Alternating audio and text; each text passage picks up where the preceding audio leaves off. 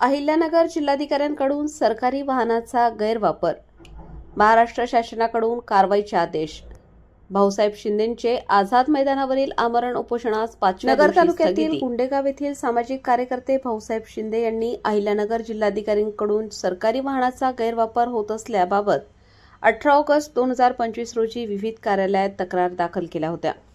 अहिल्यानगर येथील जिल्हाधिकारी डॉक्टर पंकज आशिया यांच्याकडून मार्च 2025 पासून MH16 CD 5857 इनोवा क्रिस्टा पांढऱ्या रंगाची गाडी या सरकारी वाहनाचा गैरवापर केला जात असून हे शासनाच्या निदर्शनात आणून देऊन त्यांच्यावरती कारवाई करण्याची मागणी केली होती।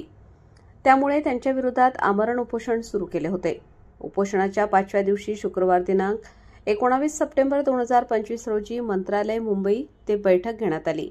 यानंतर महाराष्ट्र शासनाने जिल्हाधिकारी अहिल्यानगर डॉक्टर पंकज आशिया यांच्यावर कारवाई करण्याचे आदेश दिले।